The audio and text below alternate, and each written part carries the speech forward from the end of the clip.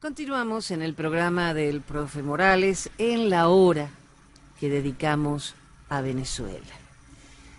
Seguimos en pandemia, nos seguimos cuidando. Hoy estamos grabando en un día viernes por la noche, así que hay noticias que no las vamos a tener actualizadas para el domingo a la 1 de la mañana, que es cuando se emite, pero igual hay mucho material para que podamos charlar. Noel Alejandro Leal, muy buenas noches. Buenas noches, Jenny, buenas noches, profe, y buenas noches a todos los que nos acompañan. Tenemos cerca, el domingo, las elecciones, pero hay cosas que son importantes. Tenemos mucho para hablar. Tenemos la ventaja de que el Tribunal Supremo de Venezuela en el exilio declaró nula la fraudulenta convocatoria a elecciones parlamentarias. Eso ya nos deja mucho más tranquilos. Y bueno, Correa, Patiño y Rivadeneira ya están en Venezuela para acompañar las elecciones que por un lado son fraudulentas y por el otro no. Y bueno, y empecemos con las noticias. Bueno, Venezuela con esto es otra demostración de la ausencia de legitimidad, pero los juegos de institucionalidad inexistentes. En Venezuela eso no existe, ¿no? Y nosotros vivimos ya no solo la etapa de la presidencia interina y de esta cosa paralela de asambleas paralelas, presidencias paralelas, TSJ paralelos. Nosotros hace mucho tiempo tuvimos una primera etapa de esas institucionalidades paralelas, ¿no? Chávez, cuando le dio por ese lado, montó una Fedecámaras, lo que vendría a ser la unión de gremios de empresarios, montó una Fedecámara paralela, empresarios por Venezuela. También montó entes sindicales paralelos a la CTV, que era el principal, la Confederación de Trabajadores. Y así iba, ¿no? Entonces, ¿qué iba haciendo Chávez? Montaba un instituto paralelo de algo que no era más que un parapeto absolutamente inútil, como son los institutos paralelos que han nacido de la oposición. Porque el ejercicio del poder recae en quien pueda hacerlo efectivo.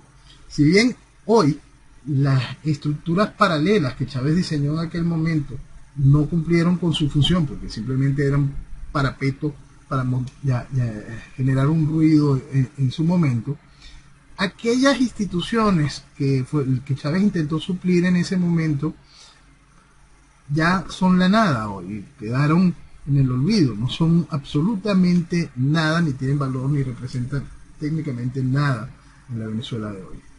Estas instituciones paralelas que ha montado la oposición desde la presidencia del TSJ, que ellos mismos abandonaron, porque recordemos que eso no es ni siquiera un TSJ, es una gran mentirota. Si nosotros tomamos la Constitución, el librito ridículo ese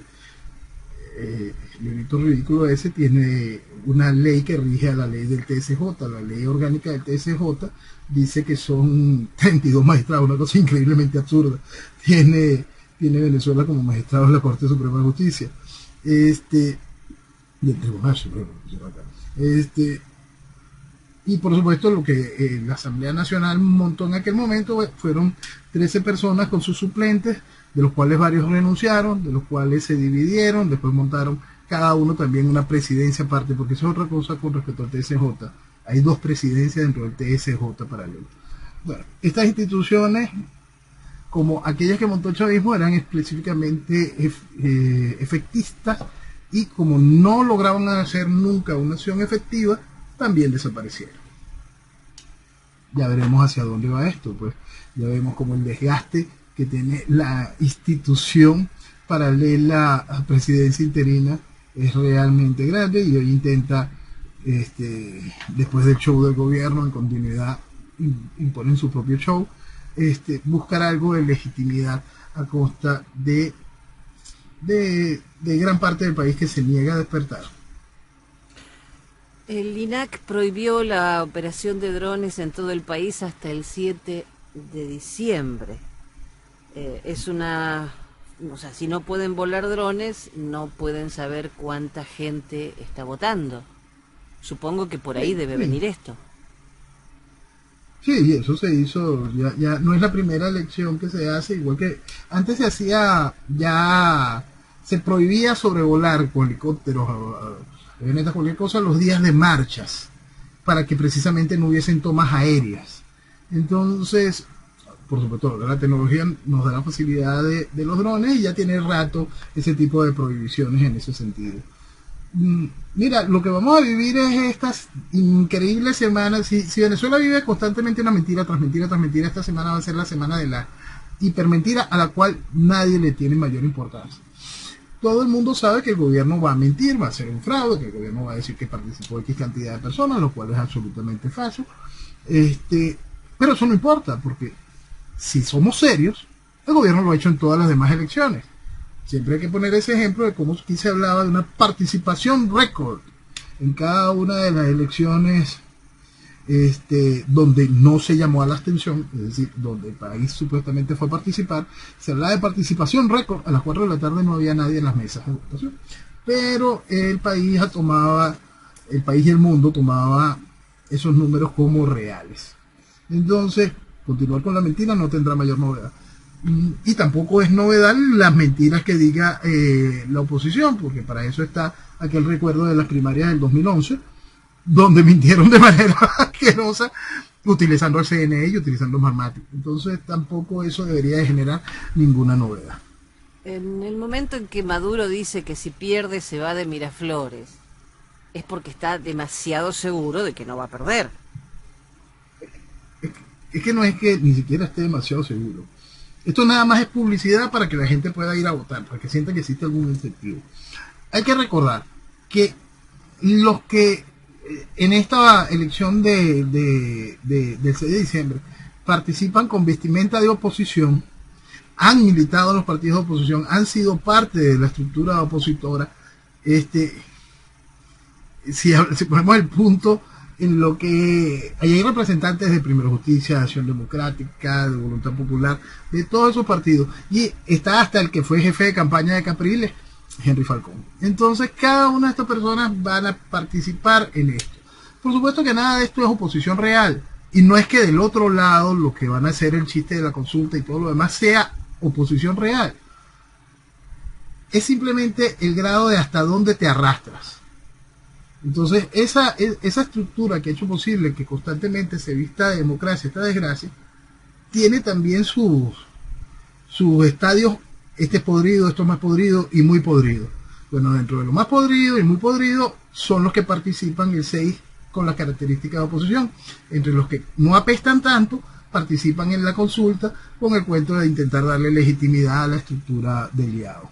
Me gustó cómo Infobae tomó esta noticia. Dice: pese a que los grandes nombres de la oposición no acudirán a las elecciones, sí lo harán sus partidos convertidos en cáscaras vacías. Me gustó la imagen. Sí, lo que pasa es que, fíjate, quizás es una imagen referencial para el mundo hoy y a quien se encuentra en ese aspecto. Pero cáscaras vacías son desde hace mucho tiempo la estructura partidista venezolana. Desde hace mucho tiempo. Pero es una dirigencia y unas siglas y una estructura partidista que ha sido constantemente aupada por la estructura comunicacional, que hace que tengan algún tipo de peso específico o legitimidad. Igual que la estructura política electoral se hace a través de los partidos, porque todos estos movimientos ciudadanos que tienen carácter de independientes y que pueden generar hasta una posición en el tarjetón electoral, son algo totalmente estúpido, totalmente vacío, porque las funciones político-electorales en Venezuela se hacen y se rigen a través de las estructuras partidistas y sus maquinarias para poder tener acceso real tanto a los medios como a la posibilidad de tener algún tipo de triunfo electoral. Entonces, esos cascarones vacíos, los mismos que están en la consulta, como los mismos que están en el show de Maduro de D6, siguen representando absolutamente nada, pero van a seguir teniendo la vocería del país. ¿Por qué? Porque en el caso del asunto de Maduro se avalan en el librito ridículo. En el caso del asunto de Guaidó, se avalan en el librito ridículo. Y aquí convencieron al país que el librito ridículo es dogma de fe y hay quien pretende respetarlo. Me extraña que salga Diosdado Cabello a decir que el que no vote no come, y después Iris Varela, al que no vote, que lo voten. ¿Para qué estas amenazas? Si total la gente, el que va a ir con o sin amenaza. Y el que ya despertó, no le van a hacer nada tampoco. En realidad, no es del todo así. El miedo es real, el miedo existe, ¿no? Entonces hay un grupo de empleados públicos que tienen que ir porque tienen miedo. Ellos van. El resto es para que la población, cuando le digan, fueron a votar tantos millones, claro que fueron a votar si estaban amenazados. Entonces la población suma eso al concepto. No es nuevo. Tú sabes que a veces es muy complicado intentar explicarle al público, sobre todo al de afuera que no lo ha vivido, pero duele mucho tener que explicarse al público venezolano que ha sido parte de eso y simplemente ni lo vio en su momento o ya se le olvidó. El chantaje político que el régimen ha impuesto a la estructura de sus electores no tiene nada nuevo, ha sido una constante. Y el chantaje político que impone la oposición a sus electores tampoco tiene nada nuevo. En esta oportunidad si usted no va a la consulta no habrá intervención electoral. Durante todos estos años ha sido el chantaje de la unidad, no puede existir nada fuera de la unidad es vital para el desarrollo del país. Entonces, cada uno ha aplicado su método de chantaje para tener al país en esa polaridad. O amas al gobierno o amas a la oposición. Por eso, cuando desde el 2002 uno estaba intentando explicarle al país sobre el colaboracionismo y cada una de estas realidades, la gente buscaba vetar, silenciar, banalizar esa realidad, porque no podían aceptar e ir en contra del increíble mensaje que le decía, esto es lo único que existe. Lo único que existe es el gobierno de izquierda carnívora y la oposición de izquierda vegetariana. Tienes que morir con eso. Y eso fue cimentando esta realidad. Lo cierto es que esta estructura de chantaje electoral tiene mucho tiempo aplicada. Lo que está haciendo el gobierno con esta amenaza de no comes o te votamos y todo lo demás, simplemente o cambia la vocería o cambias no comes o no te doy el bono, o si te voy a votar si no estás en la lista. Pero mira, lo han dicho todos. Lo dijo este otro que ahora se muestra como chavista más no madurista, Rafael Ramírez, en su famoso discurso de PDVSA roja rojita. Lo han dicho todas esas ratas en una u otra forma. Deutsche Welle hizo un análisis muy interesante de lo que está pasando en Venezuela y fundamentalmente de la aplicación Patria, que dice que es de todo menos anónima. Y no sé, yo antes no veía diarios extranjeros que dedicaran páginas a hablar de lo que está pasando en Venezuela y hacer un análisis que quizá el venezolano común y corriente no lo vea. Sí. Aquí en mucho la inmediatez y la necesidad ha ocultado o ha permitido que realidades que son simplemente escandalosas no tomen cuerpo, pues. Lo que sucede con la estructura de ese sistema, del sistema Patria, lo que sucede con cualquiera de las estructuras, hasta la misma estructura electoral, el mismo registro electoral, cada una de estas cosas son parte de una estructura de coacción que el Estado usa, ¿no? Pero si ya el Estado había hecho algo como el Maizanta, apartheid, un crimen de lesa humanidad, ¿ok? Eso está bueno recordárselo a esta gente que vive haciendo informes sobre crímenes de lesa humanidad del 2014 para acá, ¿no? Ya el gobierno había hecho apartheid. Entonces, estas son una de tantas herramientas más de ese tipo para poder coaccionar a su clientela política, que pasa de ser de clientela política a esclavos para el ejercicio de la política. Ahora que hablabas de los crímenes, el secretario de Estado Mike Pompeo consideró que toda nación libre debería expresarse sobre las violaciones a los derechos humanos que denuncia el reporte de la OEA. Y la OEA considera que la Corte Penal Internacional no está cumpliendo con su papel. ¿Por qué ahora la OEA está en contra de Venezuela cuando sabíamos que no, las 18.000 ejecuciones extrajudiciales, los cientos de casos de tortura, antes no importaban? Antes no importaban, pero el problema es quitarle al socialismo el estigma que significa Maduro. El problema es quitarle al socialismo ese estigma que significa Maduro. Estamos hablando de la OEA, que cuando tenía a José Miguel Insulza, no pasaba nada en Venezuela. Más allá de uno que otro informe discreto, no pasaba nada. Y en ese momento en que José Miguel Insulza estaba en la OEA, el actual secretario general de la OEA era el canciller del comunista Mujica, Pepe Mujica. Entonces, y venían para acá a rendirle honores a Chávez. Y ese secretario general actual de la OEA calificó a Chávez como el más grande estadista latinoamericano en los últimos 50 años, 70 años, una cosa impresionante. Y ese mismo hombre llenó el ataúd del muñeco que pusieron allí de Chávez cuando esto lo llenó de moco, llorando, se había ido su líder. Entonces, lo cierto es que no hay Maduro sin Chávez, no hay proceso de destrucción. El proceso de destrucción de Venezuela se llama chavismo. Entonces, hoy vemos este informe, que es un informe muy interesante porque señala a la Fiscalía de la Corte Penal Internacional de todo lo que uno ha señalado a la OEA todos estos años, de haber disimulado la destrucción de Venezuela, de haber banalizado el crimen constante que se cometía en Venezuela, de menospreciar, de intentar ocultar el proceso sistemático de violación de los derechos humanos. Entonces, en este informe que hace la OEA, lo que vemos es lo que cualquier persona con dos dedos de frente le reclamaría a la OEA. Claro, pero es increíble que Luis Almagro ahora se ponga a decir todo esto, que realmente es lo que ellos hicieron durante muchísimo tiempo. Sí, y en el caso de Almagro no lo hizo desde la OEA, lo hizo directo en su posición de canciller, en una posición más individual, en la posición de miembro del Frente Amplio. En el caso de la OEA lo hicieron de manera institucional constantemente, de los tiempos de Gaviria, de los tiempos de Insulza, pues, los tiempos de Gaviria.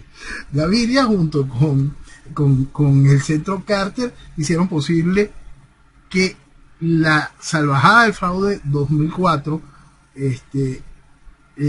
esa mentira prevaleciera. Entonces, como esa mentira prevaleció, hoy tenemos esta realidad. Por eso es tan importante hacer que la verdad prevalezca.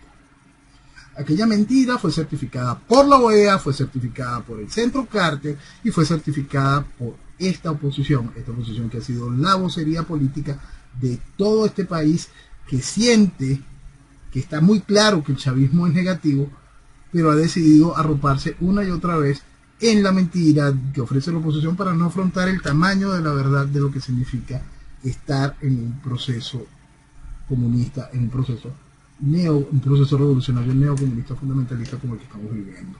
Hoy, cuando el mundo está terminando de juntar estas piezas y empieza a ver esa línea completa, el venezolano todavía sigue sin entenderlo. La Conferencia Permanente de Partidos Políticos de América Latina y el Caribe, COPAL, anunció este miércoles que no va a participar como observador en los comicios de este domingo. Son 69 formaciones progresistas de 29 países. Sofía Carvajal Insunza explicó que la decisión responde al que el Consejo Nacional de Venezuela no acreditó en tiempo y forma a los integrantes de la misión de observación electoral. Solamente por eso no van a enviar una observación. No llegó el cheque. Por eso te estoy diciendo que acá se lee, no es que no vamos porque es fraudulenta, no, No, no llegó el cheque, mi problema es que no llegó el cheque, no vamos a denunciar que esto sea fraudulento, sino no podemos asistir porque no llegó el cheque. Entonces no vas a contar con nuestra certificación porque no hiciste la transferencia. Claro, cuando yo leí el titular dije, oh, qué bueno. Y cuando empecé a bajar y a leer lo que seguía, me di cuenta de que no es bueno. Y quizás fue un simple error de secretaría o no había con qué enviar los reales, no había otra cosa más importante.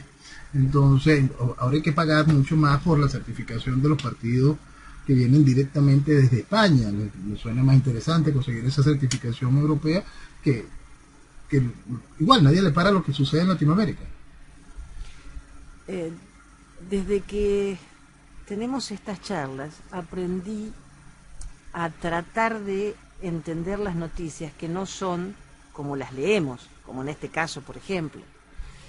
Pero hay otra que me extrañó hasta que se me prendió la lamparita.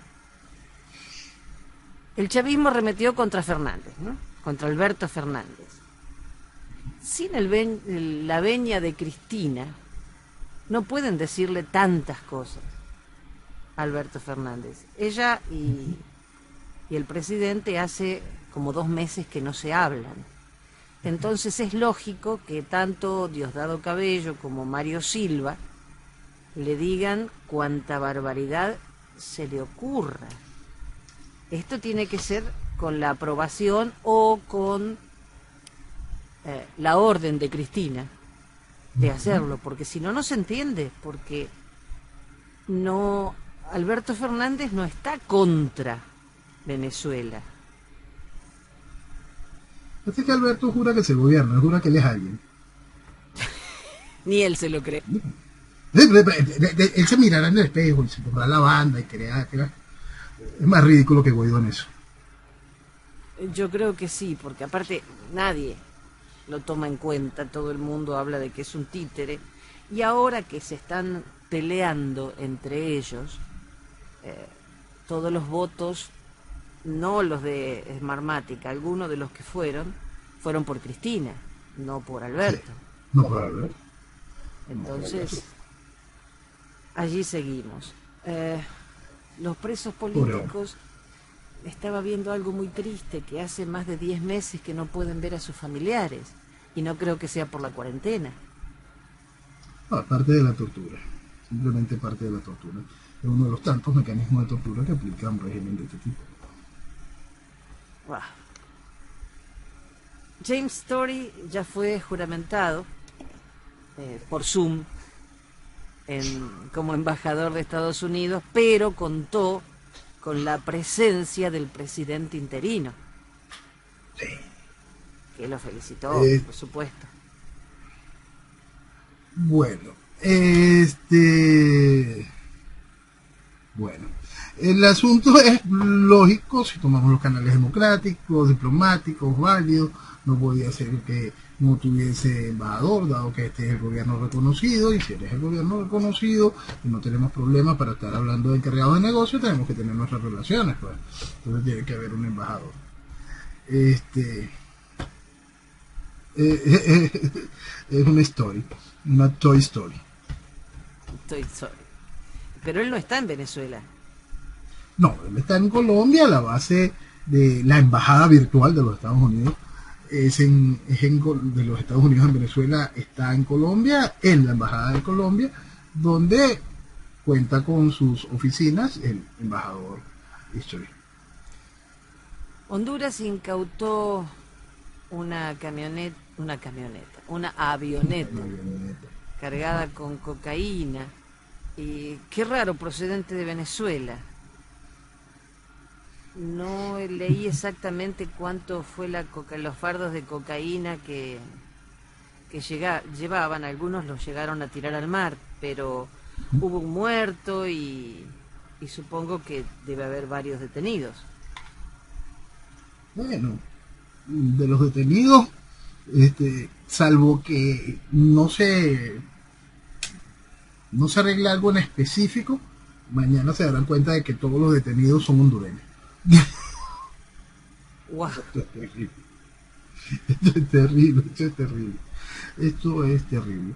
El poder del narco y las estructuras que tiene el narcotráfico en estas rutas múltiples desde Venezuela a Honduras marcan un hito en un personaje que también fue noticia este par de semanas, que es Zelaya, ¿no? Era tal el nivel de lo que estaba ocurriendo en aquel entonces, cuando Zelaya buscó la modificación de las cláusulas pétreas de la Constitución de Honduras para poderse reelegir de manera perpetua al método Chávez, que vino aquel momento, aquella insurrección, y se pudo, obedeciendo la Constitución hondureña, parar esa locura, derrocar a Zelaya y intentar que Honduras tomara su curso. Lo que pasa es que se jugó la democracia y hoy tienen el resultado. No se puede jugar de la democracia cuando se quedan esos procesos. Esos procesos hicieron muchísimo daño, hay muchísimo dinero, como estamos hablando, para más el proceso revolucionario que ha utilizado Venezuela como caja chica todos estos años, iba a generar esto que se vive hoy en Honduras, ¿no? Entonces esta semana también se le haya noticia porque llegó a un aeropuerto hondureño con una suma en efectivo que ni él mismo sabía que tenía, pues. Vino para acá, vino para Venezuela y por donde pasaba alguien le daba un fajo de billetes y él era feliz. Dios mío. Mi amigo Alex Saab, el Tribunal de Justicia de África Occidental ordenó conceder prisión domiciliaria. ¿Qué va a hacer Cabo Verde? Por lo menos ya negó la entrada a la abogada, no la dejó entrar.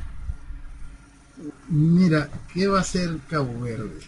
Cabo Verde tiene dos opciones: mantener un espacio donde se pueda decir que él tiene algún tipo de soporte por su soberanía y sus acciones y todo lo demás, y explique, mira, aquí nosotros tenemos una sentencia firme de que la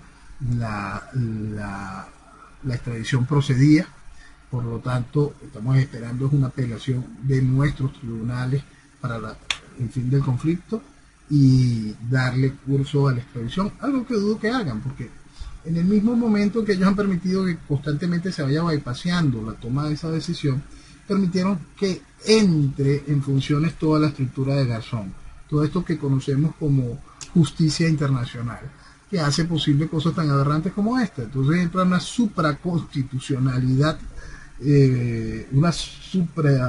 no constitucionalidad, una supracorte de justicia, que en cualquier momento se pudiesen hacer cualquier tipo de exámenes dentro de los procesos jurídicos de cada uno de esos países, y se encontrará el espacio para poder decir: en esto usted no tiene legislación, en esto usted no tiene ningún tipo de jurisdicción. Pero eso no va a importar. La realidad es que si el gobierno de Cabo Verde decide ceder ante la presión de la estructura revolucionaria, por supuesto no solo habrá casa por cárcel, sino una eventual salida con las disculpas propias del gobierno de Cabo Verde por haberlo retenido.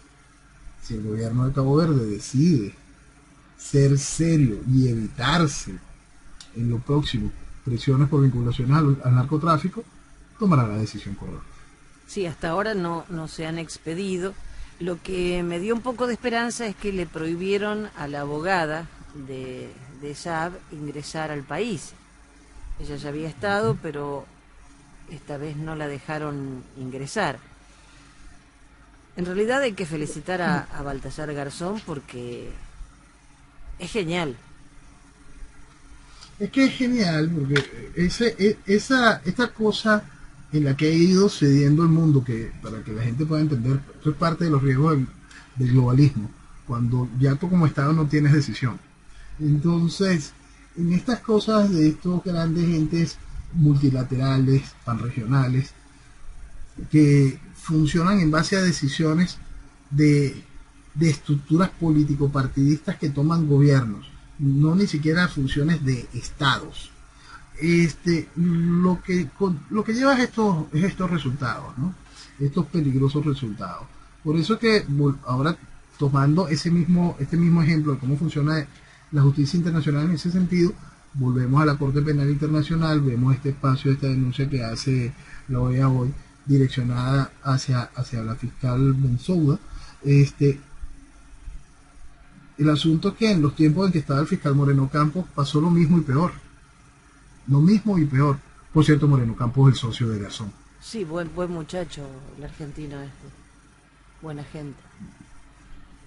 Yo supongo que si algún día me dedicara a ser mafiosa, buscaría ser amiga de Garzón.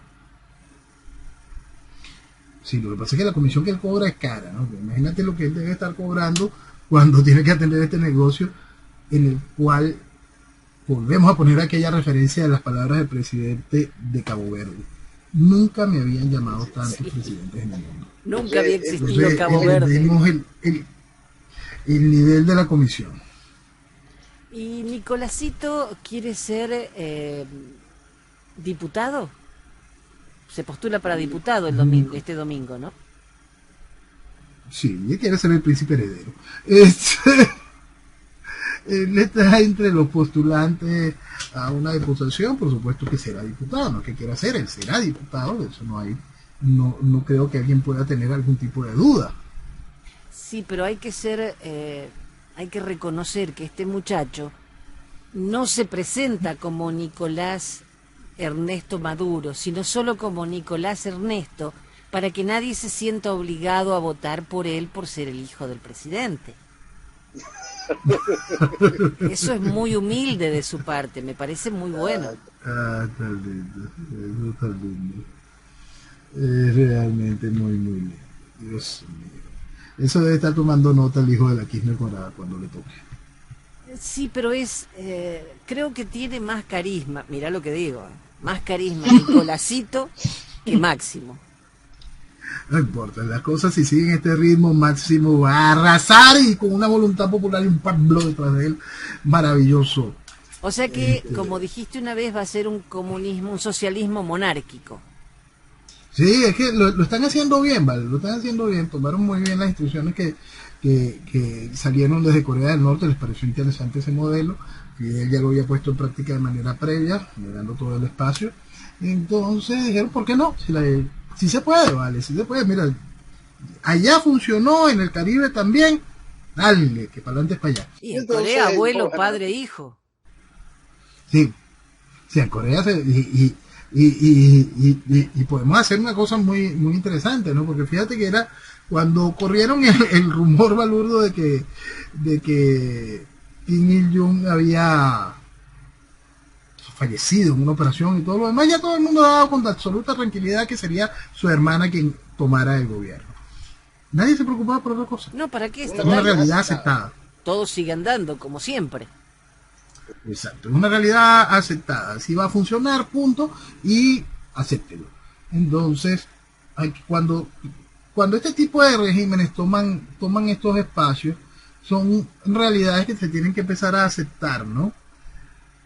Y son tan evidentes que buscarle análisis a las mismas no tiene mayor sentido, ¿verdad? Sí. Estamos viendo que la inflación en noviembre fue del 65.7 y la acumulada 3.045%. ¿Cómo se manejan esos números? ¿Cómo maneja no sé, mi duda es esta. ¿Cómo hace una persona cuando cobra su salario o lo que sea, mira lo que tiene en la mano, mira una góndola en un supermercado y no se lleva nada? Llora, le pasa lo que le pasa a mucha gente que llega a la caja a intentar pagar y empieza a devolver productos y se da cuenta de que nada más le alcanza para 2 o 3 productos y en un acto de desesperación llora ahí mismo en la caja. Y si tiene esa persona la bendición de que en la cola de atrás existe una persona que tenga por casualidad, que tenga la oportunidad de contar con liquidez, porque por alguna causa tenga algún tipo de ingreso, esta persona regularmente le ayuda al pago. Lo estamos viendo todos los días en el supermercado. Jenny, hace tiempo hablábamos de la dolarización de facto. Recuerdo yo que cuando hicimos ese comentario hace ya más de 2 años y pico, grandes doctos de la economía del país empezaron a negarlo. Por supuesto, imbéciles todos. Hoy tenemos esta realidad, una realidad que hasta Maduro indica que le da gracias a la dolarización. Lo cierto es que esta dolarización que nosotros estamos viendo sigue siendo en base a los costos de las cosas, al valor de las cosas para el consumo. Pero no se ve reflejado, por supuesto, en el ingreso. Entonces nosotros hoy nos encontramos con que esta dolarización hace que la gran mayoría de los productos sean, por supuesto, mucho más caros que lo mismo que en el mercado internacional, y que simplemente el ingreso del venezolano dista por mucho estar cerca de estos mercados. Y a eso hay que sumarle una realidad. Si nosotros tomamos en cuenta esos precios de eso, porque hay mucha gente que lo ha ido aceptando. Ese es el precio, los Estados Unidos cuesta tanto. Y la gente va aceptando eso como real. Bueno, ese precio que se han alcanzado de los productos, y volvemos al país que, como te dije, este es el único país donde el dólar se devalúa. Aquí tú puedes pedir un presupuesto hoy en dólares y dentro de 3 semanas cambió. La realidad es que esto va a seguir empeorando muchísimo más, porque todavía ni el ingreso, el salario, llega a compararse un poco a ese nivel de inflación. No hemos indexado absolutamente nada en ese sentido, y todavía no está pechado a los precios donde empieza a llevarse los servicios. Entonces, cuando la electricidad, la internet, todos los sistemas de comunicaciones, se acabe el espacio de la compra de gasolina con subsidio, ¿hacia dónde van a llegar los precios? ¿Hacia dónde se va a poner el costo de la vida en Venezuela? La realidad de hoy es absolutamente ficticia, es invivible, y no hemos visto todavía absolutamente nada para lo que la revolución tiene preparado en el ámbito exclusivo del área hiperinflacionaria. Ahora, ¿por qué allanaron la sede y congelaron las cuentas de Alimenta la Solidaridad? ¿No es una entidad que ayuda a que niños del país puedan tener acceso a alimentos? El único dador tiene que ser el gobierno. Para eso hay que recordar cuál era el apodo, aparte de los apodos criminales, de Joseph Stalin, el padrecito Stalin, porque él era el único dador. Entonces, si tú tienes algún tipo de organización en la cual no le tengas que estar dando las gracias al gobierno para tu funcionamiento, entonces ese tipo de organización no puede funcionar, porque todo se lo tienes que agradecer al gobierno. Aunque tú seas el que pueda reunir los recursos, prepares, dotes y te encargues de eso, si no estás constantemente agradeciéndolo al que debe quedar como único dador, por supuesto no tendrás ni siquiera el derecho a dar. Estaba viendo que New York Times dice que muchos de los niños obtienen su única comida diaria de esta organización, y muchos niños comen solo una parte de su comida para poder llevarle el resto a los familiares. Son niños y ya saben que no pueden comer lo que tengan hambre, sino que tienen que llevarle a su familia. Es tremendo leer eso. Imagínate vivirlo. Sí, es que de verdad hace años que hablamos, pero no creo que pueda entrar en mi cabeza que en Venezuela... Eso, Jenny, Venezuela, y eso es lo que el país tiene que terminar de entender. Estás hablando de Venezuela, estás hablando de este país con este increíble potencial, estás hablando de esta tierra inmensamente rica, estás hablando de un país con tantas posibilidades, con tantas capacidades. Por eso es que yo lo explicaba en un artículo en el 2007-2008, de si era posible la hambruna en Venezuela. Yo explicaba, claro que es posible, porque tú estás bajo el socialismo. El socialismo es el mayor generador de las hambrunas modernas de la historia. Eso es el socialismo. Un arma para el exterminio. En Venezuela está esa fotografía. Pues, es impresionante y siempre se banaliza. En estos días, esta semana, hubo un encuentro entre dos personajes de esta oposición venezolana y el presidente José María Aznar, y llegan a la conclusión de lo peligroso del populismo bolivariano. No, Aznar, socialismo. Socialismo, el que está destruyendo tu país. Entonces los dos socios que estaban contigo en ese lugar, que no te corrigieron, es porque quieren seguir jugando al socialismo que destruye mi país. Eso es muy importante que el venezolano termine de entender. Lo que mata a Venezuela, el arma que mata a Venezuela, es el socialismo, es la izquierda, es gobierno y es oposición. Sí, creo que todavía no se entendió. Cuando hablas con personas que te dicen, no, Maduro es el problema de Venezuela, y te lo dice un venezolano, es que no han entendido nada. No han entendido nada porque se encarga, y toda una vocería que vive negando el principio ideológico de esta situación. Cuando tú niegas el principio ideológico de esta situación, pierdes toda lógica cómo enfrentarlo, cómo analizarlo, cómo darle consecuencia a esto. El proceso socialista va generando en la población un proceso de falta de identificación de las realidades. Esa falta de identificación de las realidades va generando las posibilidades a que el mismo proceso socialista haga una gran transformación social sin el ciudadano común percatarse de la misma. Entonces no entiende por qué pierde. ¿Por qué pierde si sentía que ganaba? Si sentía que tenía unas libertades extraordinarias, si sentía que aquel estaba recibiendo por fin lo que nunca había recibido. ¿Por qué de repente todo está mal? Porque simplemente te negaste a pensar y a entender que lo que estás viviendo es un proceso socialista. El proceso socialista busca la transformación de la sociedad y cuenta con que la gente no se va a dar cuenta de lo que está sucediendo porque ya está infantilizada, aturdida, sumida en la necedad profunda. Entonces, y eso se aplica cuando se empieza a tolerar la mentira. Entonces, en el riesgo que está corriendo hoy los Estados Unidos se basa precisamente en tolerar la mentira y evitar que negar que la verdad prevalezca. Venezuela, lo que vivió Venezuela por estructura de fraude electoral, como se negó, se banalizó y se impuso la mentira, esas herramientas han servido en todo el mundo para seguir este proceso que viene desestabilizando continentes, y hoy tiene el mundo en esta situación.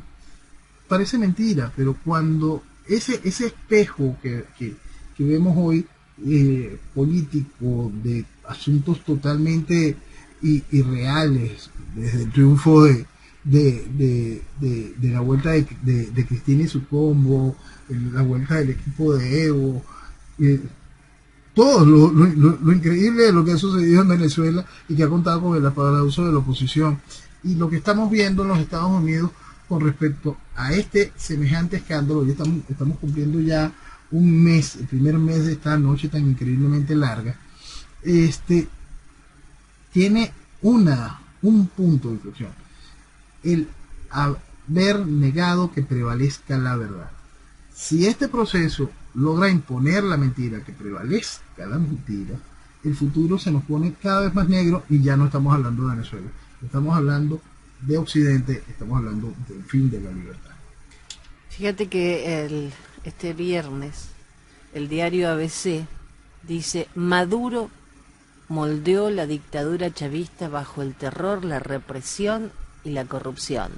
Tras 21 años, el proceso destructivo comenzó por la pulverización de poderes e instituciones de la democracia en Venezuela. Pero Chávez es una forma de decir que es el chavismo, pero es Maduro. Sí, por eso, es quitarle el estigma que significa Maduro a toda esta estructura. Nosotros desde 1999 lo que vivimos es un total teatro. En Venezuela se acabó el Estado de Derecho, se acabó el equilibrio de poderes por el proceso constituyente de 1999. ¿Quiénes lo niegan? Los que han hecho posible que la vestimenta democrática de todos estos años. Los que han aplaudido la destrucción de Venezuela por los diversos intereses, por los increíbles beneficios que ha generado. Entonces, esa es la realidad de lo que sucede. Para que la mentira prevalezca es gracias a una sociedad de cómplices que hace posible esa realidad. Esa sociedad de cómplices se viste de oposición y logra hacer que se haya aceptado la destrucción del país. Lo que nosotros vivimos en Venezuela simplemente es la continuación natural de lo que fue el chavismo, ¿no? Y Chávez simplemente hizo todo para que esta realidad fuese patente y evidente. Cada vez que la gente ve esos discursos viejos de la campaña de Chávez, Chávez decía, la gente cree que vamos a pasar el dólar al yo no sé cuánto, que va a haber control de cambio, que las inversiones internacionales se van a ir del país, de tal cosa, y nada de eso va a suceder, nada de eso sucedió. Por supuesto que todo iba a suceder y por supuesto que todo sucedió. ¿Por qué? Porque es socialismo. Y como se negó lo ideológico, se aupó la mentira y tenemos esta realidad. India quiere reanudar las compras de petróleo con Venezuela e Irán después de que Biden asuma formalmente la presidencia.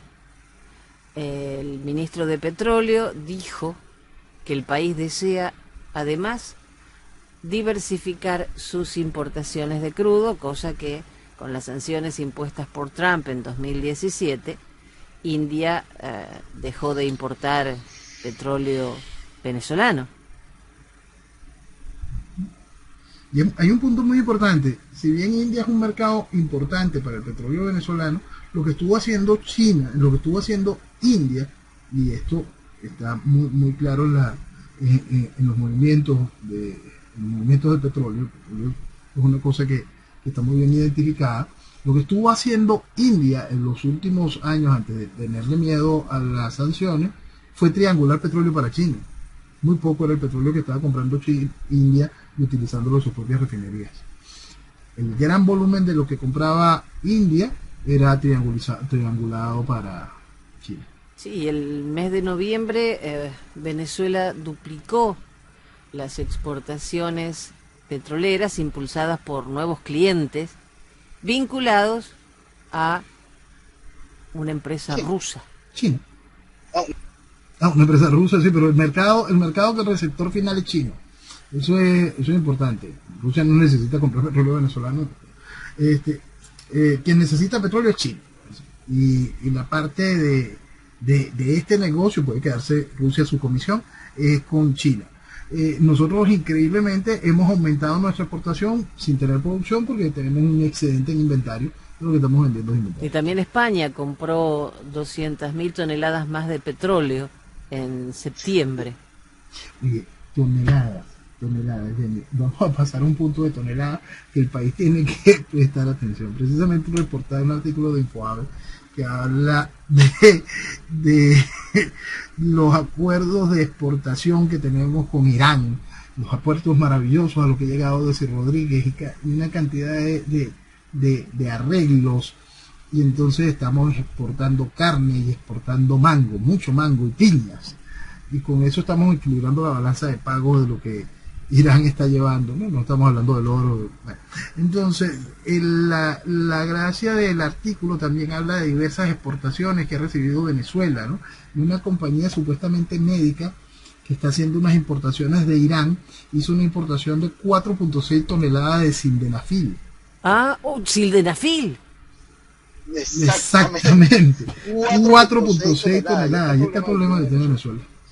Entonces, por favor, sildenafil en Venezuela. Eso es lo que dice el reporte. Nosotros estamos cambiando mango por 4.6 toneladas de sildenafil. Es muy importante, sí, fundamentales. Sí. Wow. Bueno, el ministro de Petróleo de Venezuela dice que está enfocado en recuperar la productividad. Suena hermoso, pero es imposible. Sí, para poder Venezuela recuperar su productividad, no solo en petróleo, sino en todos los sentidos, lo primero que tiene que es extraer, antes de extraer petróleo, es extraer el socialismo. Sí, eso creo que va a ser más fácil extraer petróleo que el socialismo. Mira, no lo creas, parece mentira, ¿no? Pero estos tipos son hasta incapaces de eso porque lo que hiciste es para destruir la estructura petrolera, que era tu leitmotiv, para poder destruir al país. Lo hiciste muy bien, ¿no? Entonces la recuperación como tal viene gracias al proceso que quedará blindado a través de la ley de antibloqueo, y allí que se empiece la explotación de lo que se llama aquí campos marginales, que serían en cualquier otra parte del mundo campos altamente productivos. Allí se verá un aumento de producción por parte de estas empresas que pasen a ser dueñas de eso. Pero por parte de lo que fue PDVSA, olvídenlo.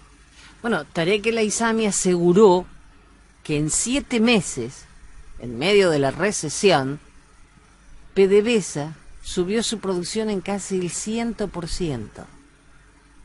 Sin ningún taladro de extracción, mira, cosa milagrosa del socialismo. Ya decía el criminal Che Guevara, en revolución lo extraordinario se hace cotidiano. Exactamente, exactamente. Y la OPEP dice que la crisis petrolera va a continuar en 2021. Es que cualquiera lo pudiese tener muy claro. Tú acabaste con la estructura petrolera, te pusiste con un pito hace casi 20 años a minar toda la estructura petrolera. Llevaste una empresa a funcionar con 20.000 personas, a tener una nómina superior a las 120.000 personas. Por supuesto, destruiste todo. Un país que debería estar en una producción superior a los 6 millones de barriles, hoy tiene la misma producción de 1934, perdón. Esa es la realidad de lo que ha generado el chavismo. Todo es obra de Hugo Chávez, todo ha sido la continuidad por Maduro y todo ha sido avalado por la oposición. El canciller Arreaza felicitó este viernes a la gran defensora argentina de derechos humanos, Eve de Bonafini, por su cumpleaños. La revolución es una sola. Exactamente. La revolución es una sola. La revolución es una sola y entre criminales se abrazan. Entonces, crimen y socialismo siempre ha estado de la mano. Eve ha demostrado sus afinidades con cuanto criminal en el mundo hay. Entonces, no hay novedad al respecto. La revolución es una sola y lamentablemente se consolida con el aval de una población infantilizada y estupidizada a nivel global. Es grave lo que estamos viviendo, es realmente preocupante y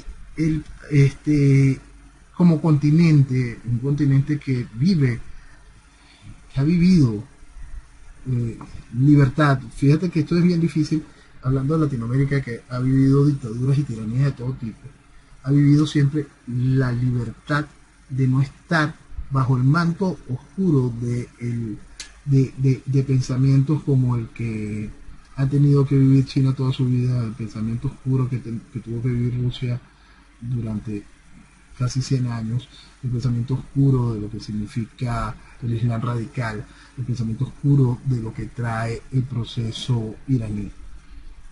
Estamos a punto de perderlo todo eso gracias básicamente a la estructura socialista que convirtió a los países en bagazo, a la sociedad de los países realmente infantilizadas, y por eso el riesgo que estamos viviendo.